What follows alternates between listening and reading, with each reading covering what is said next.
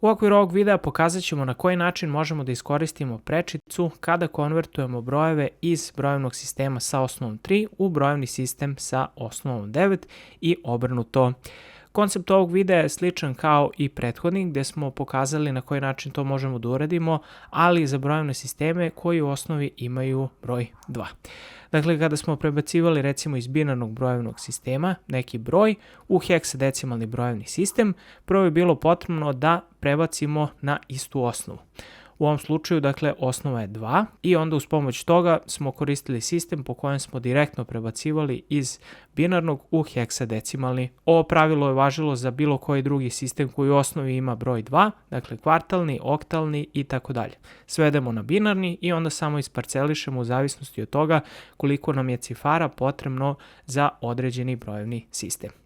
Sad, u slučaju brojevnih sistema 3 i 9, slična je fora. Dakle, ukoliko mi imamo brojevni sistem sa osnovom 3 i prebacujemo ga u brojevni sistem sa osnovom 9, ideja je opet da svedemo na istu osnovu koja je u ovom slučaju trojka. Dakle, imamo 3 na prvi i 3 na drugi. Sad, u suštini nećemo dalje eksploatisati sa 3 na treći i tako dalje, jer to su već prekompleksni sistemi, poenta je samo da razumete ovaj koncept.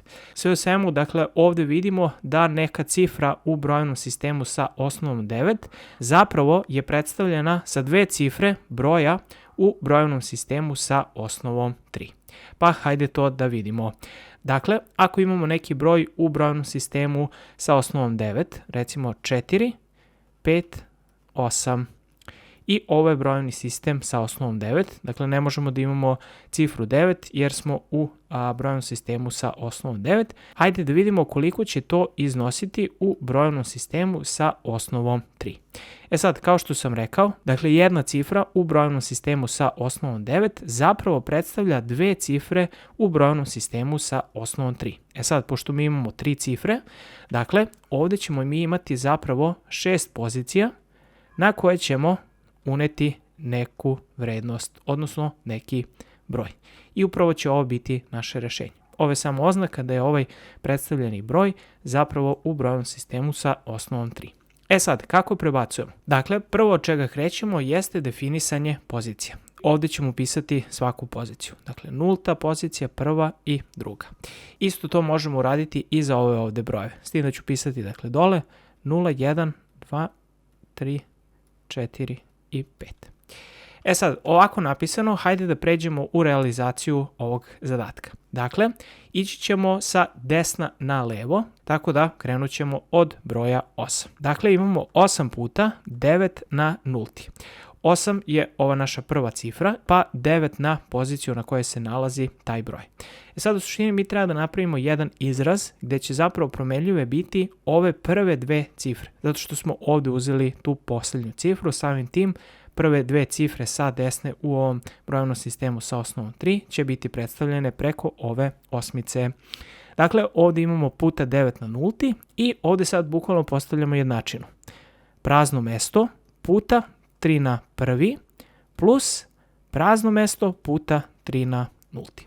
I imamo samo izraz koje je potrebno da izračunamo sa popunjavanjem ovih ovde koeficijenata ispred vrednosti ovog našeg brojevnog sistema.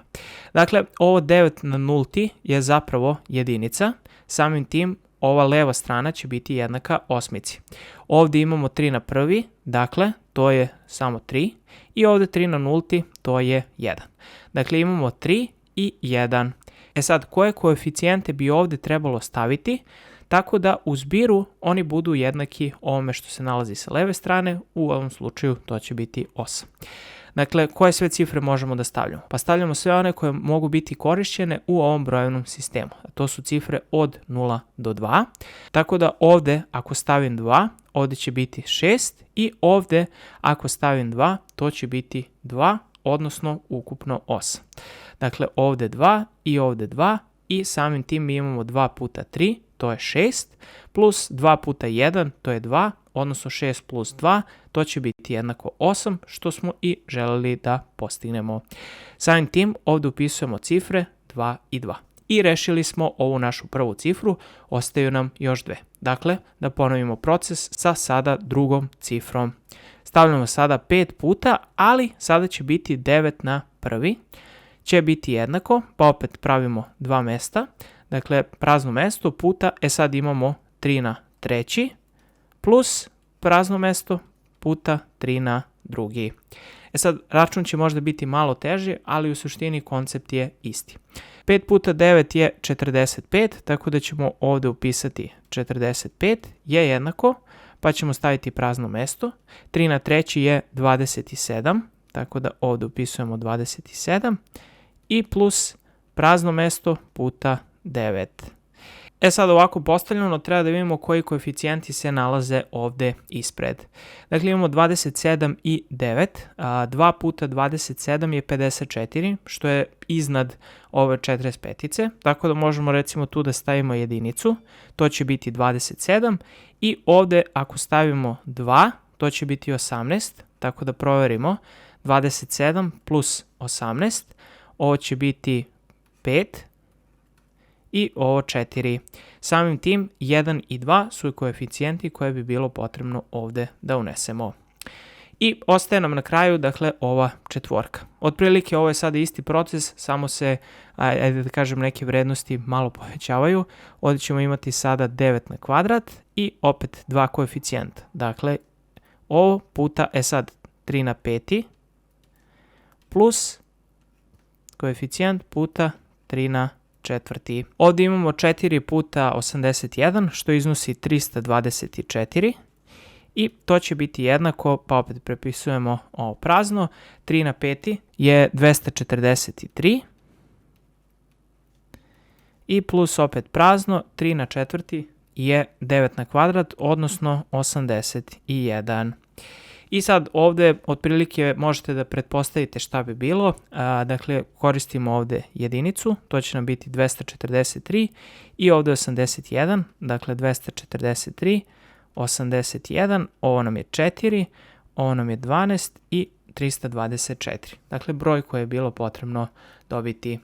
S tim u vidu, dakle, došli smo do našeg konačnog rezultata koji iznosi, dakle, 458 u brojnom sistemu sa osnovom 9, iznosi 111-222 u brojnom sistemu sa osnovnom 3. Dakle, još jednom, ovo je ta prečica koju možete iskoristiti. Poenta ove prečice jeste da se ne izgube, ajde da kažem, neki brojevi, odnosno vrednosti, tako da ukoliko koristite tradicionalan način konverzije, recimo da iz brojnog sistema sa osnovom 3 prebacite prvo u dekadni, pa onda tek u 9, može se desiti da izgubite neke cifre, a ovom prečicom vi dobijete, da kažem, potpuno tačan broj koji je i u suštini trebalo dobiti. S tim u vidu, dakle, to je što se tiče ovih prečica.